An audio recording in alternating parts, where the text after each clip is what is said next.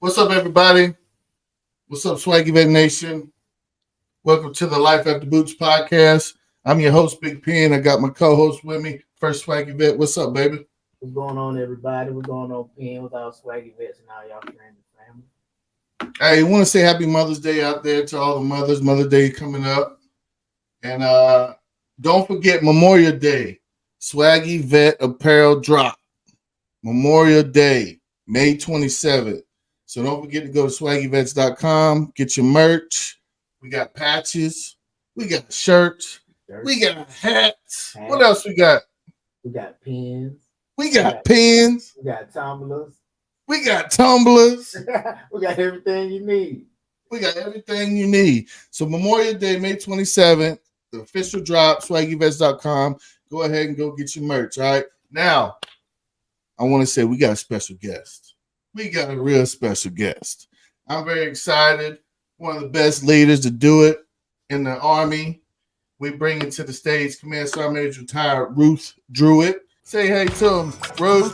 What's going on?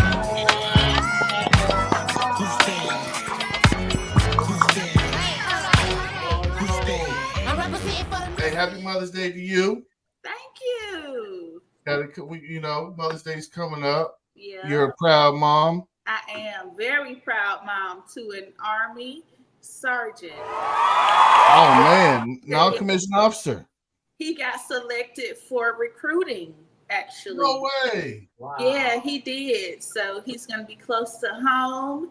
He's going to be recruiting in Homestead, Florida, which is down south here with me. He just has to go to school. He's already stationed down south. So I'm so happy to have my baby close home to me. Oh, that's awesome. Hey, make sure. So he's going to be going to Fort Knox. So make sure you tell him I'm right up the road from Fort Knox. So if you need anything, hit me up. Absolutely. You know I will. Don't play, because you know I'll be like, oh, so you playing my baby? Absolutely. Well, we thank you so much for coming on the podcast with us, and we're lucky to have you. We're blessed to have you. So, without further ado, what motivated you to join the military, and how did early experiences shape your journey? So y'all have known me for when did you meet me? What year did y'all meet me? I met you in 2008. Okay, so y'all have known me for some time, and I think for all those years I have always been authentic. So I've always kept it real, told the truth, whether it was pretty or ugly. I joined the Army because I was just genuinely screwing off and just did not want to waste my parents' money by going to college. All my friends were a year older than me, and everybody went to college and, took a break, took a semester off, and just kind of never went back. And I was just I had really good grades. I was in honors programs. Matter of fact, my last year of high school, I think I took 3 classes, and one of those was just me having a job. I've only ever had 2 jobs in my life. One was at Chick-fil-A and one was at Target. And all I had to do was have a job. And so I was completed with all my stuff, but I was just not doing the right things, for all intents and purposes. And so I said, if I go to college, I know this is going to continue. And so I'm going to come home after a semester and take a break and just be on a break. And I was like, I'll probably just end up pregnant or just doing drugs or something. And so I was walking on the hallway one day at school, and my recruiter, Andre DeBose, I remember his name, he was like, what you doing? And I was like, I'm going to class. And he was like, you want to join the Army? I was like, I don't know. And so that's literally how it happened. I was 17 at the time, and my father, rest in peace, he's deceased. He was he's a veteran as well. He was a veteran as well. They mainly generally talk to each other, and my dad said, it's the best thing for you. And I don't know if he knew I was effing off or if he just wanted me to. I don't know what happened. All I know is he signed some papers, I signed some papers, and I ended up going to the Army. And I was terrified, but I did it, and I'm glad that I did. And, you know, they say the Lord looks out for babies and fools, and I'm not a baby. So 30 years later, I ended up where I am. So I'm glad I did. Man, that's amazing. 30 years of service. Yeah. And you look so young. I mean, you know, that's from drinking water and minding my business. That's how I end up. I'm proud to say I'm 49 years old, and I think you know, health and fitness, which I adopted from the Army. I think that's one of the things that keeps me looking young, and you know, just adopting those things. I'm currently a student at Kaiser University, which I know we're going to talk about later. I'm a student. Exercise and sports science student, and I think just exercising and learning about the body and what you need to do keeps you looking young. But yeah, I'm 49 years old. I'm almost 50. So thank you for saying that. I appreciate that. No worry, I'm just speaking the truth here. That's what we do. So Ruth, so as the first female to serve in the position of the Task Force Sustainment Observer in Fort Polk, Louisiana, like, what were the challenges that you faced and how did you overcome them? So I didn't even know I was the first female to take that position. I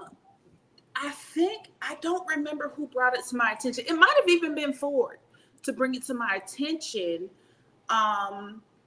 There's a wall in the Task Force Sustainment building, and there's hats, and we were just kind of looking at the hats. It, like when you leave the task force, you staple your hat to the wall, and we were just kind of looking at the hats and like, oh, I know that person. Oh, who this? You know, ha ha ha. And like some people would staple things to their hats as a memento or whatever.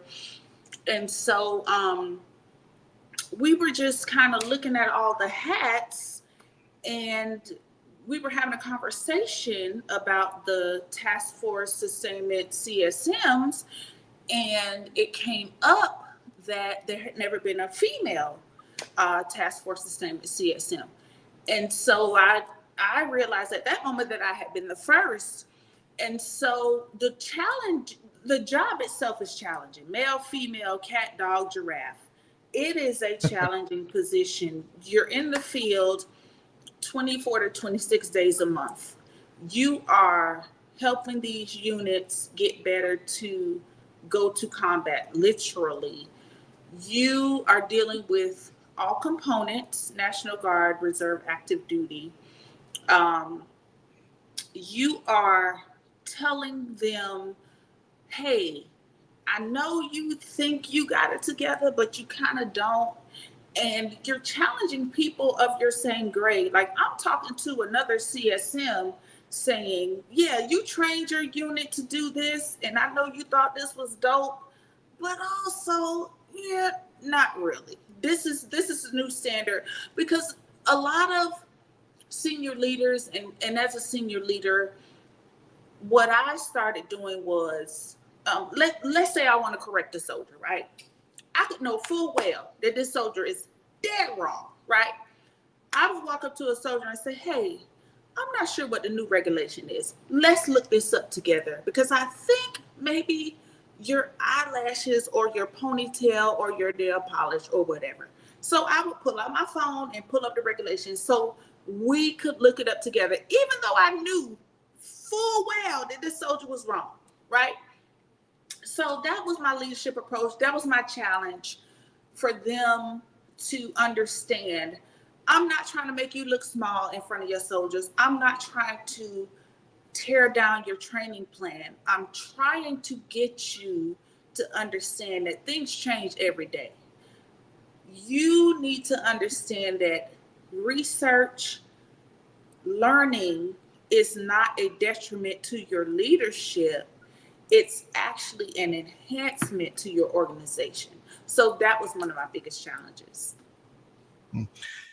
Yeah, I noticed as a leader, that approach that you took is amazing, because because if you go up to someone, hey, what are you doing? Why are you doing it? They automatically go in defense mode, and all the receptiveness just goes out the door. Do you remember that? You remember me doing any of that? No. You don't? I'm Was saying, I mean to you? no, you was never mean to me. Okay, I'm just making sure. No, if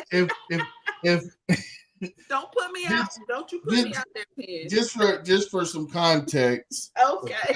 Ruth used to be my first sergeant back in the day. I was. So, no, you would always say you might want to rethink this, or you might want to do this.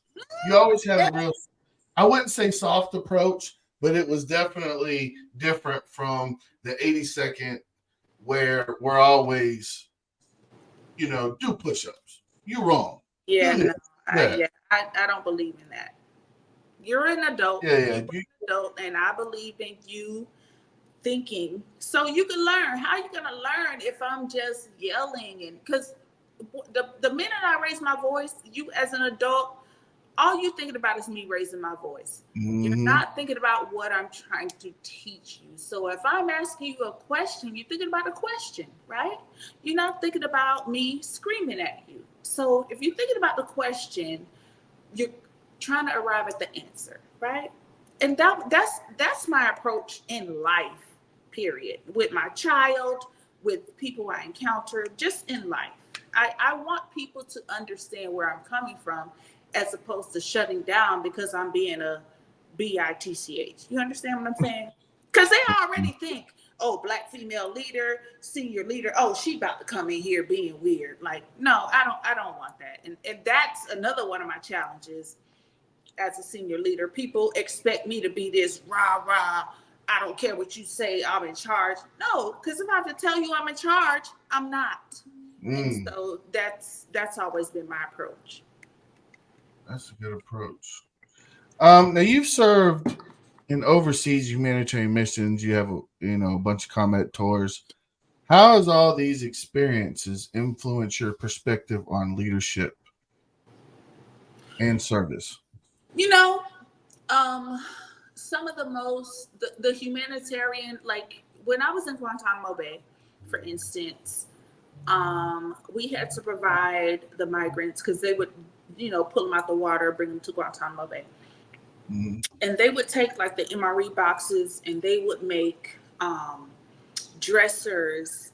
They would take sticks off the ground and whittle like these elaborate little sculptures and stuff. And they would take things that we throw in the trash and make nice things from them. And so the way that it shaped my leadership was just to be appreciative and just to understand that what I'm doing is not about just day in, day out. It's about saving someone's life. This is about helping someone to do something greater, to contribute to society. It's not just about, oh, let me go in here and dispatch this truck. Let me go in here and, pick this pallet up. No, this is about someone's entire life, which is going to influence their entire family.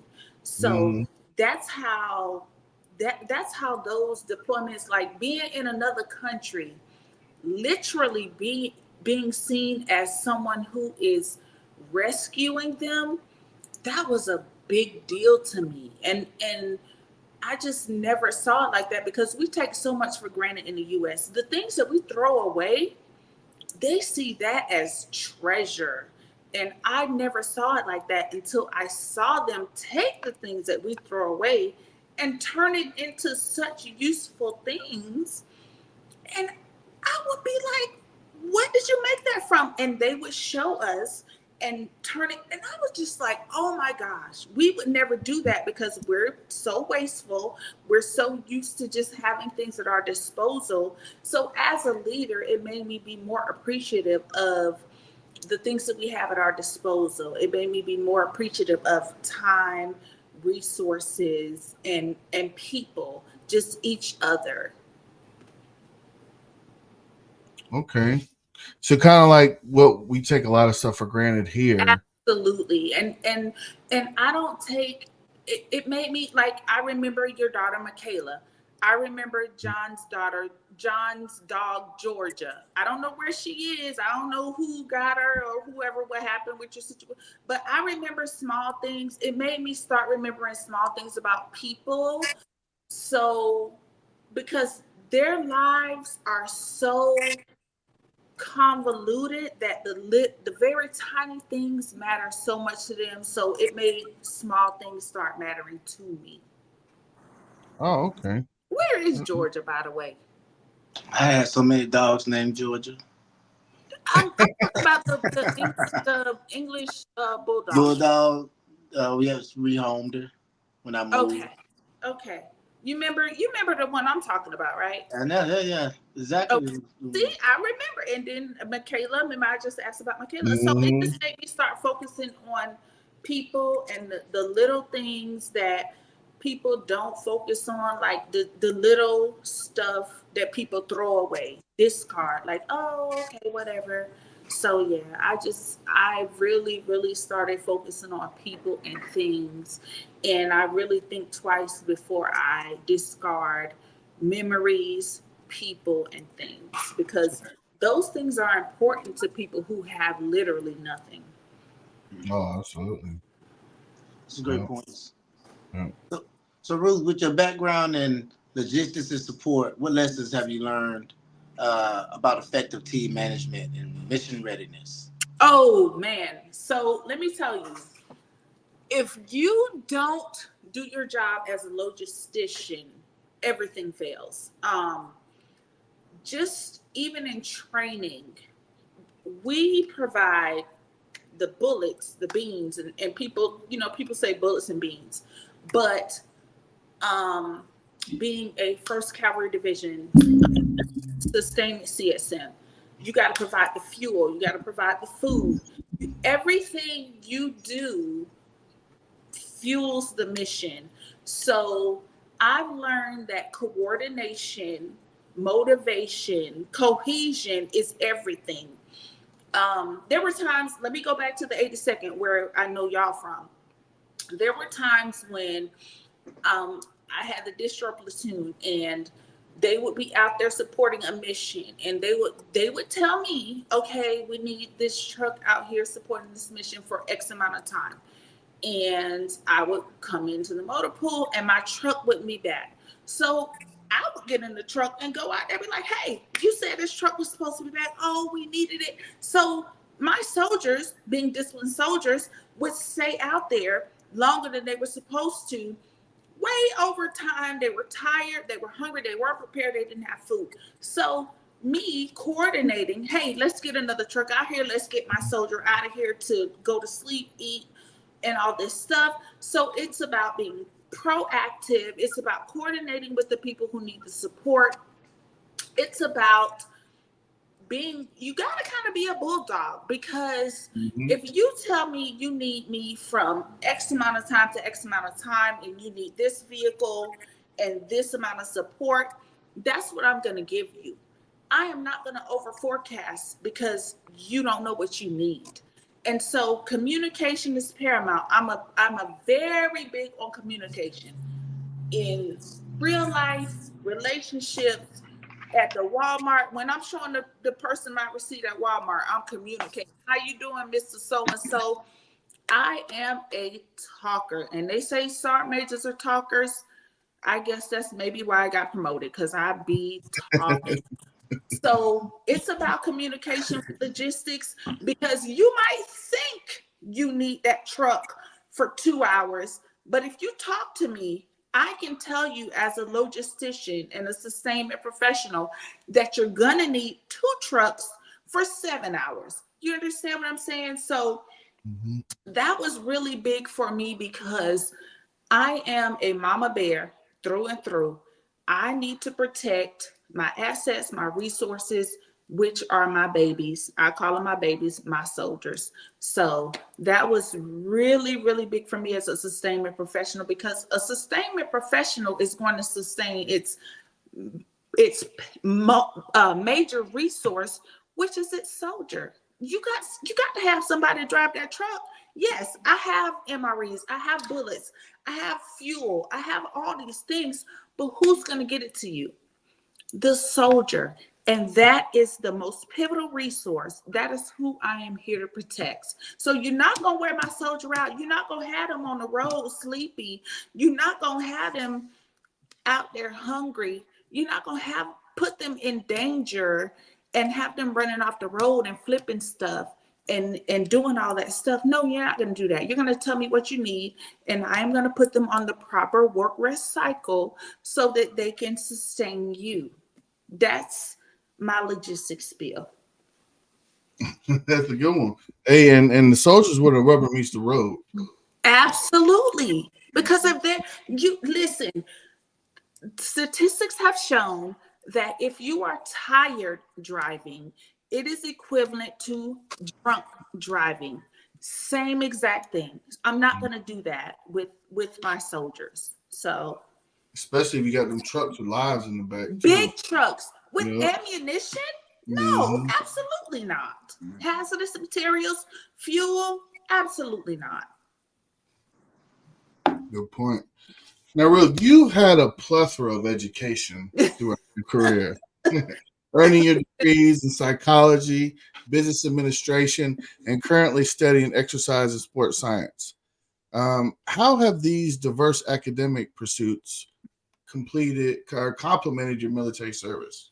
So let me tell you, another reason that I joined the Army is because I didn't want to go to college. Me too. Me too. So me with a master's degree, I didn't want to go to college. So it's so my first degree, the general studies, I came in the Army in 1993, where it was a different time. It wasn't I need a stress card. And I'm not saying anything about that, but I am kind of a little bit. It was like, okay, I'm going to do it because you said so, because you're my leader. And also, I'm not going to talk back because I'm going to get hemmed up. Mm-hmm. So I went to college initially because my squad leader told me to. And so that's how I got my general studies. He was like, enroll in college, go after class, blah, blah, blah. And so I did. I got my general studies degree. And then I started to understand what college was. I was like, okay, college. Yeah, let's do it. And so I got my psychology degree. And I remember graduating in Hawaii. And I thought at the time, I was like, hey, I'm a leader. I listen to people's problems. I'm basically doing this. Like why not?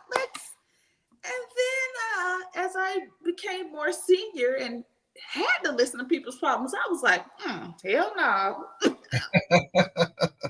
Not my thing. Ooh, devil is a lie. And so, so when I went to the academy, which was very stressful, and I'm going to be very transparent here. When I went to the academy, I, did an audit, reconciled all my credits from my degrees, and they were like, okay, you can get a master's degree in several things or whatever. Here's your stuff. And I was like, I don't want to do psychology. I can't just listen to people. That it's very, it's emotionally taxing. I can't. And so they were like, well, you can do a business. You could just gotta take these classes. And some of the classes were intimidating, like statistics, for instance. I'm not a math person. Mm-hmm. I was like, ugh. So I was like, okay, whatever. So I said, okay, I'll do the master's in business. And so I did that. And so I was taking literally 3 classes at a time at night. And then I was still doing my academy classes. So we were like reading 20 pages of work and doing 20-page papers, and just, it was a lot. And so when I hit send on my final assignment for my master's degree, I busted out crying. I'm talking about ugly shoulders, full blown, like it was a whole thing. I didn't realize what I was doing while I was pursuing the degree, but once I hit send on that capstone assignment, I was like, oh my gosh, I just earned a master's degree in business. And so I decided to pursue that because I said I wanted to do conflict resolution in businesses. And so I said, okay, cool. And that I earned that in 2014. Well, I just retired this year and it's 2024. So that was 10 years later. Well, I retired in 2023. So 9 years later. And the reason I decided to pursue a degree in exercise and sports science is because I want to be a rehab therapist. And the reason I want to do that is because after I earned that master's in business, I broke my leg and dislocated my ankle. And I ended up, and that wasn't the first surgery that I had. That wasn't the first time that I've been on crutches and all those things, but it was the worst. And so I decided that road to recovery is something that is not physically challenging, but mentally challenging. And I just want to help people from the perspective of, I get it. And so exercise and sports science is a degree that allows me to get people back to the point where you might have been a marathon runner, but if you can do a 30-minute walk 3 times a week, there you have it. And when I initially retired, I wasn't doing anything. I was literally just getting my dogs up, just walking them 3 times a day. And even my dogs were looking at me like, get it together. And I was like, I need to get it together. And so once I started school, I realized I wanted to help other people that need to get it together, because it's not easy every day. It's not easy every day to jump up, and you're not going to go do the runs. You're not going to do the backflips or whatever you used to do when you were in the Army. And, people do things. People put on weight. People, are not the stellar fitness gurus that they were. But if you do the next right thing, if you are able to do yoga, if you're able to do Pilates or set a goal to work out 3 times a week as opposed to 0, I applaud that. And so that's why I chose to pursue a degree in exercise and sports science, because I want to rehab people. I want to get them to understand that you were on crutches 6 weeks ago, and now you're walking independently. Although with a limp, you're walking. So 6 weeks from now, you can be walking without a limp, and so on and so forth. And so don't get discouraged, because I personally got discouraged. And I want to help people to understand that it's not a place to sink down into, because it's dark down there, and it's not a place that you want to go. So that's why I chose exercise and sports science. Shout out to VRNE for funding my education. Oh, nice. Do that, yeah. And I hope to pursue a doctorate. And I said I would never do that. So, I hope to do that, because I just want to help people. And all the things I said I would never do. When I joined the Army in high school, I said I didn't want to go to college. Did that. I said I didn't want to pursue a doctorate. Now I just want to help people. I just love people. I love y'all. You know that. I just want to help people. I want to make people better. I want to help people understand that no matter what they see on the outside, like people see me with my trips and stuff on the Instagram and all that stuff. Yeah, I've been through something to get there, and I still go through stuff. And so I just want people to understand that it's a process, and it's highs and lows. And I want to help them get to where they understand that they can get to where they want to be. And so that's all. Do you think your experience with psychology is going to complement this next endeavor you're doing in I school? think so. And as much as I hated to go into psychology full time, I always draw back to it. Like it's, Mhm. I really question myself. Should I have gone into psychology full time? Because even like, I've had relationships and stuff, and I'm single, by the way. I've questioned myself, like, should I have gone into psychology full time? Because I talk to people, just random conversations, and like, you make me feel so much better. But just the emotional weight of the, pulling all that in, and y'all know, it's a heavy burden to bear, and so I just did not feel like I was emotionally equipped to handle a career like that.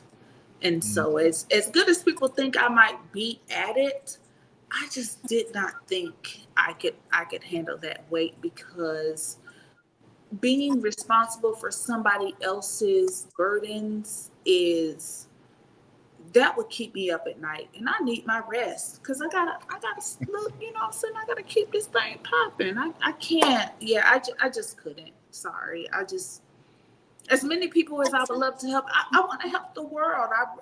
I have the desire to help everybody, but I just don't have the emotional bandwidth, because I'm very empathetic. I'm a Pisces, so I just need everything be all up in here, and I just can't do it. Yeah.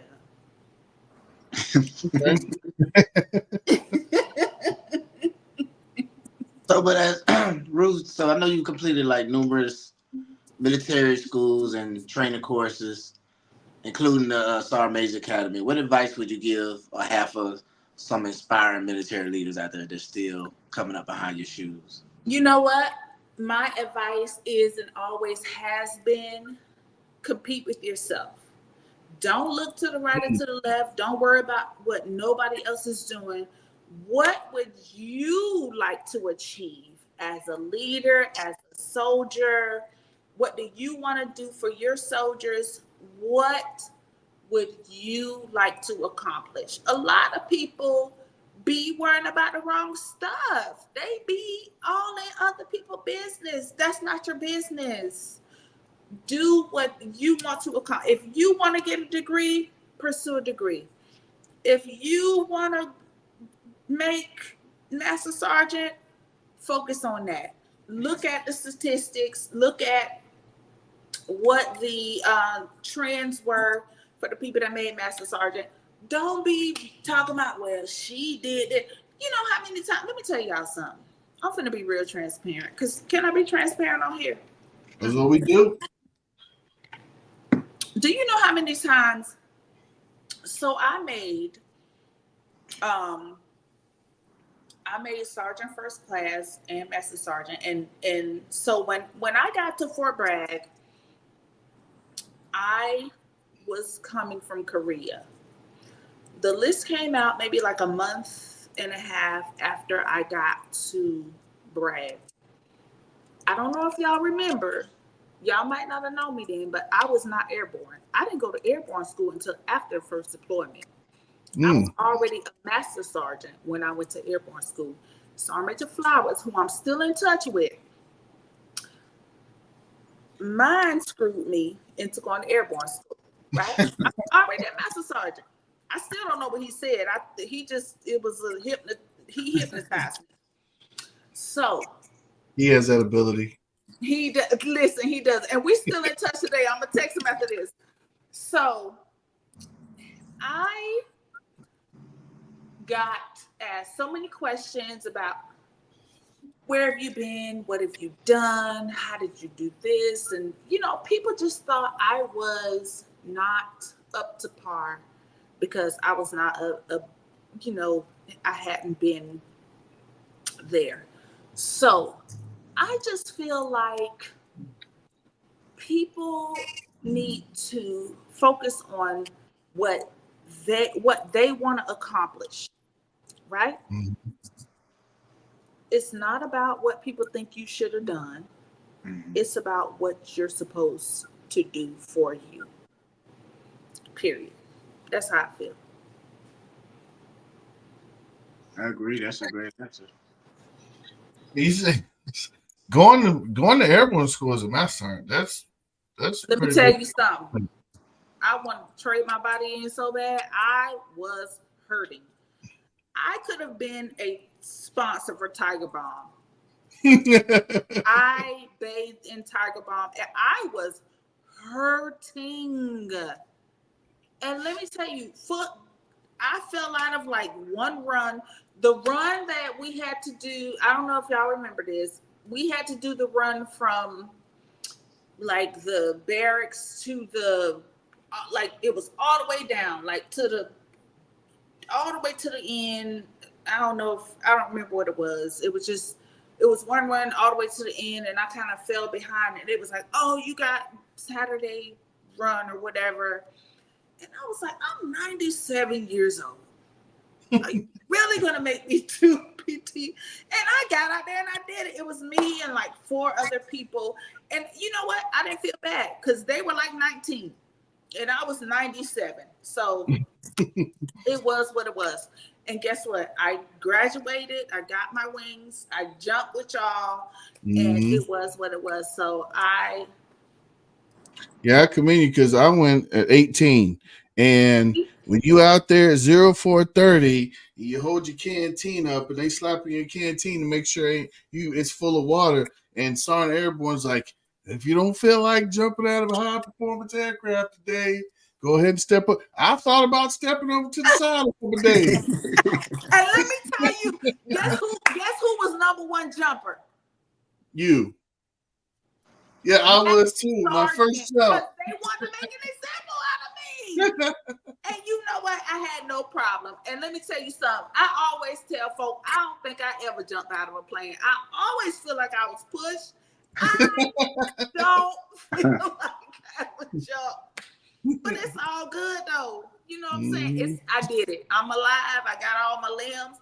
I might have some creaky issues here and there, but it's all good.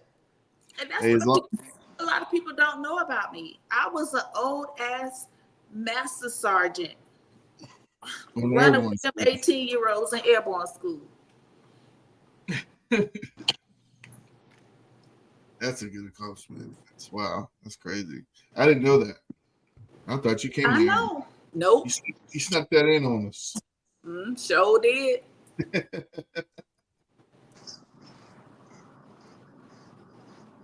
So, Ruth, reflecting on your time as the Garrison Command Sergeant Major of Aberdeen Proving Grounds in Maryland, what were some of the most memorable moments or challenges you faced in that role? So that was so different for me because it was more civilians than it was soldiers. And so, me used to brag, I'm Campbell, I'm Hood, you know what I'm saying? I'm used to soldiers. So I remember arriving there and I'm looking around and it's like a ghost town. I don't see any tactile vehicles. I don't see.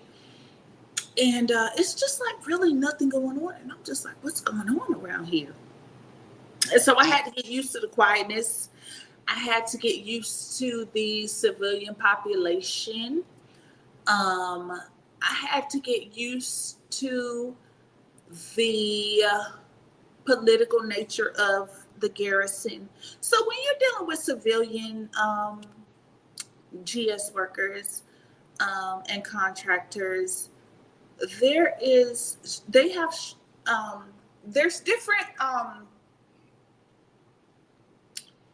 different rules. And so it's not like I can't just bust in there and be like, hey, woo, woo, woo.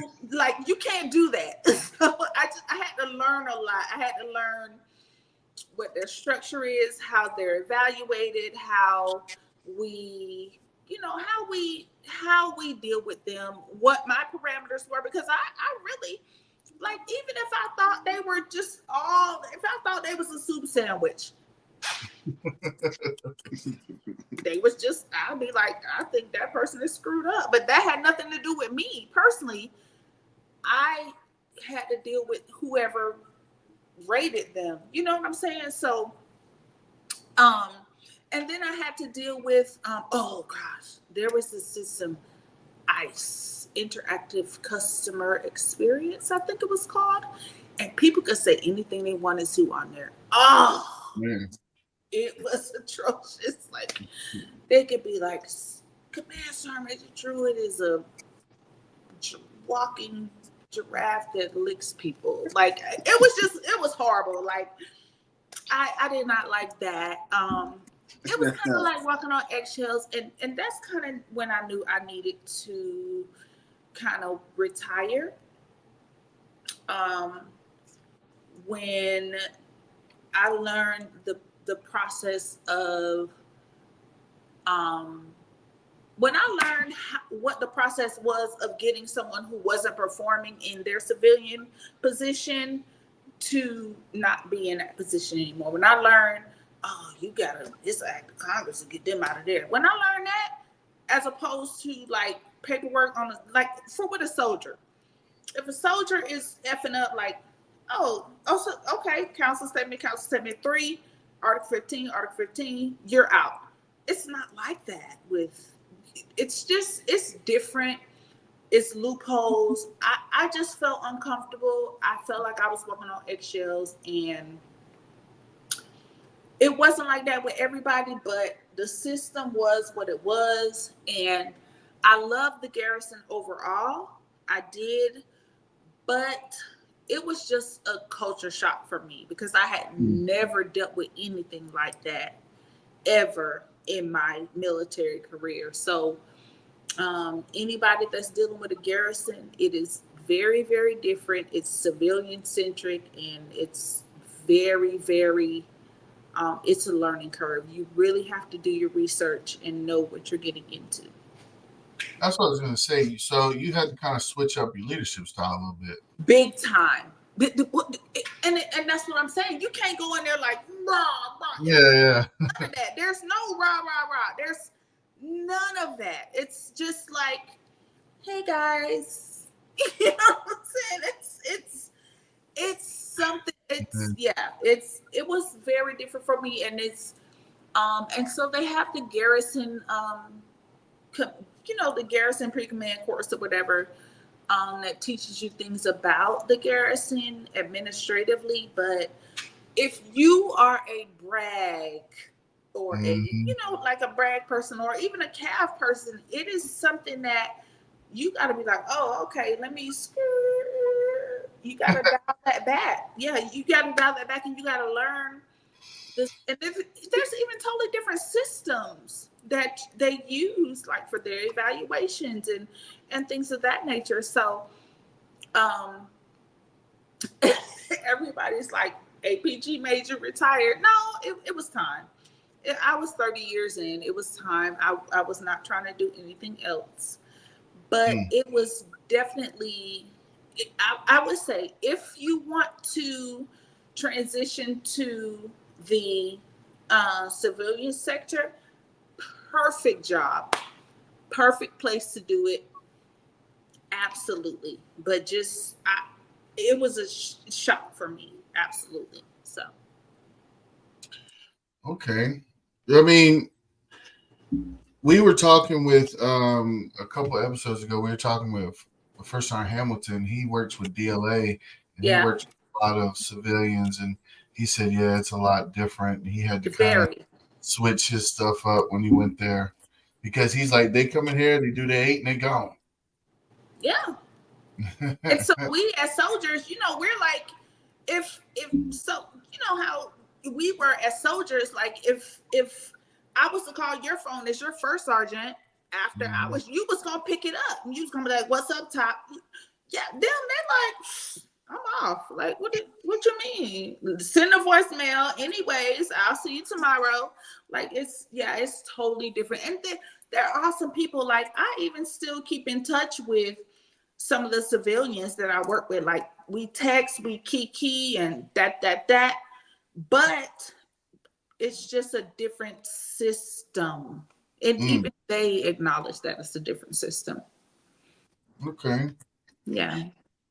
So how do you see the role of women in the military evolving based on your experiences and observations through your entire career of 30 years? So y'all have seen like women are rangers, women are getting up in there. Like we all up in the things and we're doing the stuff. And I think if a woman wants to do something that women have not previously been included in, I think they should be allowed. Absolutely. But I don't think women should be like me. I don't want to be if I was still in, I don't want to be a ranger. I don't want to be infantry. Don't shame me for that. I'm good over here in logistics. I feel like if you want to do it, yay. But if you don't, that's fine too. What I don't agree with is the segregation in those areas. For instance, when I was at Fort Hood in the 1st Cavalry Division, they were like, oh, if you have a female in this area, then they have to have another female partner, whatever. Why? Why do you have to have another female partner if we have all these sexual assault classes, all these EO classes? If we're at the time an army of one, why can't I, as a single female, a lone female, and at the time I was the only female CSM in my battalion. So why can't I, as the only female, whatever, be in this group? What are you saying is going to happen to me? So that's my only issue. My only issue is there is a double message when it comes to females being in certain positions. Like, oh, well, we need more than one female in this group. Why? Why can't it be just one female that is equally qualified as this male in this group? So if you're telling me that you need more than one female in this group because there's males, you're telling me that EO and sexual assault training is irrelevant. And that's been in effect for decades in the Army. And that's what I have a problem with. I did EO and all those training. Your whole career, your entire career. Yeah. So my thing is, if me, and again, at the time, I was the BSB Sergeant Major. I had female mechanics who worked. One female mechanic worked in the motor pool, all males, one female mechanic. I didn't put her in the oiler room.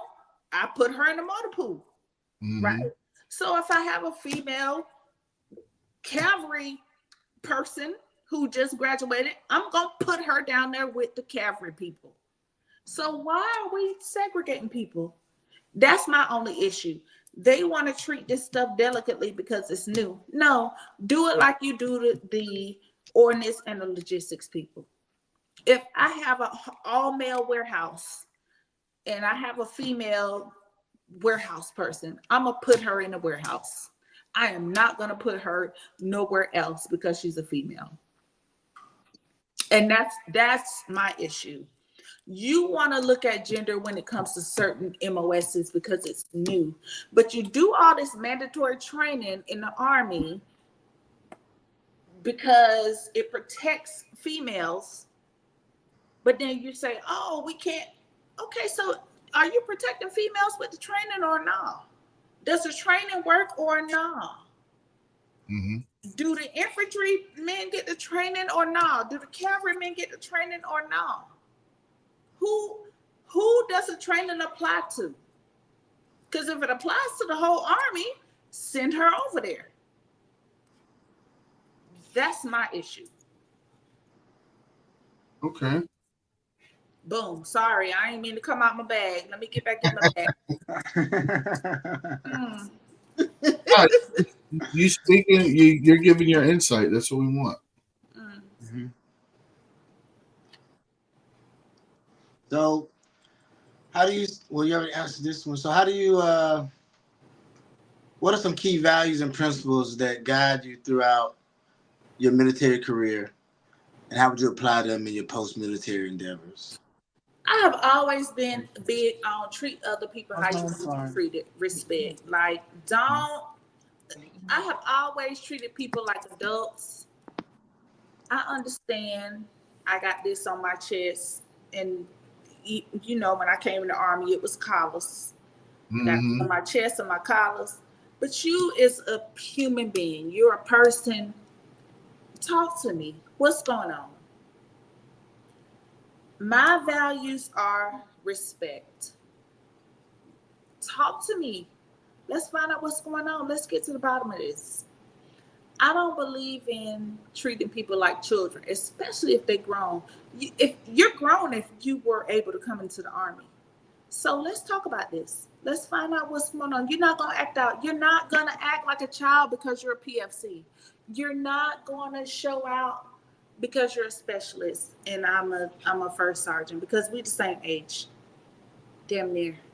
So that's how I feel about my values. I treat people how I would want to be treated, especially at the age that a lot of people are. A lot of times people just need to be seen. A lot of times people just need to be asked, hey, how's Michaela doing? Hey, what's up with Georgia? Hey, what's going on with your mama? Hey, did y'all ever get y'all car fixed? A lot of times people just need to be seen as people. A lot of times people don't need to be like, hey, did you dispatch that truck? Hey, what's going on? Hey, good morning. Even when I call for my appointments and stuff, now that I'm retired, good morning, how are you doing today? I wait for them to answer, and they don't expect that, because a lot of times people just get on the phone and be like, I need to make an appointment for, or I want, good morning, Miss. They like, good morning, this is so and so, how you doing? Good morning, Miss Rebecca, how are you doing? And I wait for them to answer, because people are people. No matter what position they're in, no matter what service they're giving you, they're people.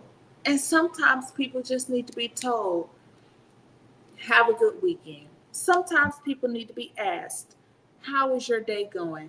Sometimes people need to hear, good morning, how are you doing? And that makes all the difference to them, because you never know what people are going through. And that's how I live my life. Whether I get it back or not, it gives me pleasure to do it to other people. And that's how I operate, period. That's that Southern hospitality too. Because I do the same thing, and it's like, I think they have taken a couple phone calls, and I say, hey, Miss such such, how you doing today? Oh, I'm good. How you doing? They don't expect it. It's shocking No, they to don't. them. That's good. Yeah. And it makes the conversation flow a lot better too. And they're more willing to help you. Absolutely. Yep. So now, in your 30 years in the military, you've been a lot of places, done a lot of things. Is there any particular inspiring moment that stayed with you? Maybe you've inspired somebody and you're like, man, that was awesome. You know, it's so many, 30 years is a long time. I have inspiring moments from like every place that I've been. I can't pick out one thing. That's unfair. No, you can't. Yeah, you can't say one thing. That's unfair. Well, give us a couple. Maybe you got a couple little things in there. Okay, I remember when I graduated from the Sergeant's Major Academy, and they had the master's degree ceremony, and my son was there and my mom was there. Oh. They were able to come on stage with me. That was exciting. And I remember remember this one time, and this was weighty. Like, this is emotional, and I'm not gonna get emotional on here because I don't do that. I'm hard. But I remember we were doing manifest, and we were getting ready to deploy. I think this was the second time. And someone's mom, I don't even remember whose mom it was. She was like, "Make sure my baby comes back to me." And I just looked at her like, you can't say that to me. Like, you can't make me say that to you. And I remember us coming back, and she just ran up to me and hugged me because her child, whoever it was, like, was in the formation. That was that brag. That made me happy. 2009, 2010. That was this. Yeah, it was 10. It was the second one. I remember that. That made me happy. I remember, like, oh, you know what? This is weird. I remember when Captain Wrenchler at the time, like, I was doing my change of responsibility with Troy Dodderwich, and she was just feeling really sick. And I was like, hey, after this, we're going to the thing. And we went to the TMC, and she was just really like, and I was like, ma'am, what's wrong with you? And so they were like, oh, we need to do an x-ray. And so she went to the x-ray, and they were like, we can't do the x-ray. And she was like, why can't we do the x-ray? And I instantly, in my head, I was like, I think she's pregnant, but I didn't say anything to her. And so they brought her back over, and she's like, what's going on? Because I'm like, literally like, with her. And they brought her back over, and she's like, what's going on? I'm like, just sit in the chair.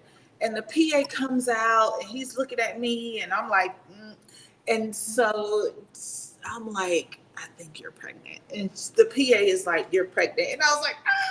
And so that was like so exciting. And just being in touch with people who I was able to surprise her at her retirement. I was actually TDY. I was stationed at Fort Polk when she was Major Wrenchler at the time. I was TDY from Fort Polk to Fort Lee. During her retirement ceremony, I was able to pop up on her on stage and attend her retirement ceremony. She had no idea. Like, just stuff like that. Like, just gaining family in the military. I have friends, I call them family, that I have known since 1994. Me and my first roommate just went on a cruise. We went to Indonesia, Bali, Malaysia, Singapore. Like, we just went on a cruise, and we were roommates back in 1994. Like, the Army is awesome. I just love the connections. So it's just hard to say, like, oh, what are your favorites? There's no favorites. 30 years of favorites. I've gained friends. I've lost friends. I've had so many memories. It's awesome. I wouldn't trade it for the world. I love it. Man, that's good stuff. Yeah. That definitely inspires some people too. Yeah, absolutely. Hey, you know what? And you know what? I didn't even bully my son into joining. He joined on his own, and I'm glad he did it. And so now he's gonna bring other people in the Army, and I'm proud of him. Shout out to Sergeant Kevin Drewitt. Kevin Drewitt. Shout out to Kevin Drewitt. Shout out to him. Yeah, because there's me, the connections I've made in the military. John being one of them. I've known John for over 20 years, and some other individuals that we have a group chat also. We call it Band of Brothers. Well, I can't be in the group chat. Well, it's See how y'all do? Oh my God. That's all right. I don't want to be in it. That's fine. I'm gonna make my own room. It's just all of us that keep in touch, and we talk, we text every day, and it definitely helps me. It really helps me because outside of those individuals, I go to work, I go to the gym, and I spend time with the family, and that's all I do. Yeah. And we do bike rides every now and then, and that's like my outlet to hang out with them. That's awesome. Yeah. So Ruth, what advice would you offer to a service member transitioning into the civilian life based on your experiences? Oh my gosh. We can dive into this. Give yourself grace, because let me tell you, when I first retired, I was like, I deserve to just relax and not do anything. And then I looked up one day and I was like, get your stuff together. You are a POS.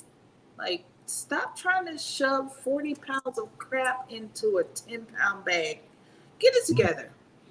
And so I would offer a transitioning service member the advice of have a plan, not too strict, be easy on yourself, but not too easy, and realize when it's time to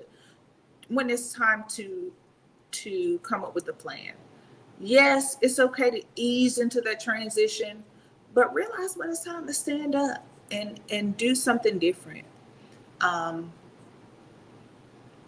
You have earned the right to relax, but you're not at the point where you're done. And so I don't care what anybody tells you, you're not done.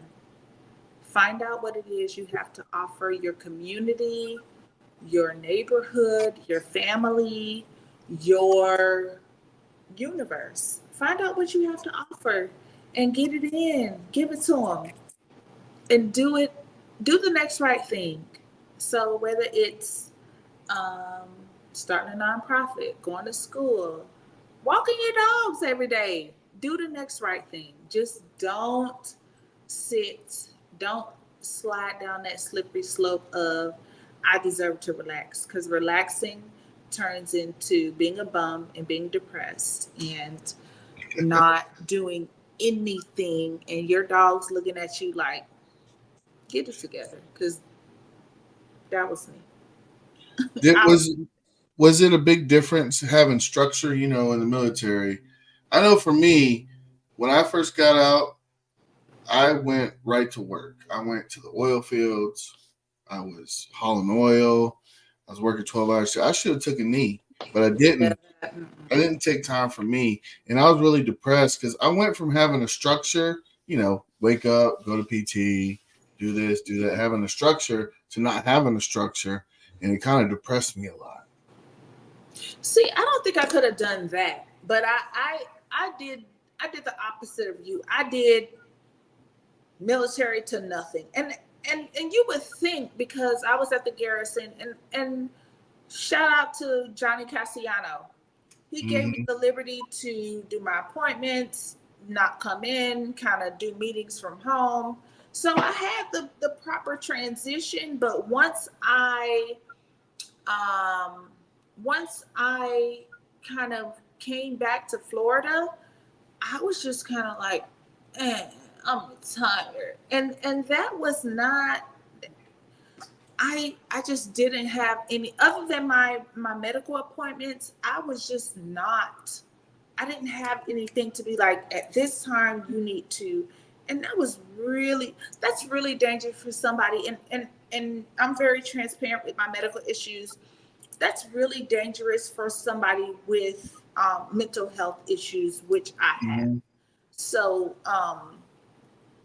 it was just playing with my mind. And so I really needed to have some kind of structure, and not a stringent structure like the military, but just something to say, get it together. And so fortunately, I have been in mental health counseling with the military for several years. And so that get it together kind of kicked in for me. And so I was like, girl. And so my dogs kind of helped too, because, you got to take care of the dogs, you got to walk them. And it was just like, girl. And shout out to my mom. Hey, mama. She lives in a she owns a condo that I was living in until my house got ready. And so it was on the 4th floor. And so I had to walk my dogs. Oh, Lord. Walking them 3 times a day. And so I was getting up in the morning, walking them down and walking them around 3 times a day. And so that was at a minimum, I was walking my dogs 3 times a day. And so if nothing else, they was going to be like, it's time for us to go outside. And so I was doing that, if nothing else. And so they were just like, get it together. And so I got it together, and I started doing other stuff and, doing my workouts and stuff and making phone calls. Because I was ignoring phone calls. It was a lot. I didn't know what to say to people when, and I had trips planned. I went to Belize with 2 of my friends. I went to the Dominican Republic with a friend of mine. I went on a cruise with my best friend. But those were interim things. In between that time, it was just like, so yeah. Man, you've had an amazing career, and I applaud you for that. Thank you. I'm happy to have met you, like to have you in it. Like, you're a badass. Like, I'm glad I met you. I just love you so much. Thank you. I love you too. And this is going to be inspiring for women across the military too. I hope so. And do you have anything in closing that you may want to share with the audience? Guys, hey, thank you, all the veterans for your service. And do the next right thing. Don't ever feel like you can't get out of where you are. If you feel like you're not where you want to be, then get where you need to be and do the next thing to get where you need to be. So don't ever feel like you can't do it, because you can. You've done harder things. Look back over your life and think about the things that you've got through and realize that you can do. You've done harder things and you can do this. You got this. Y'all got this. Absolutely.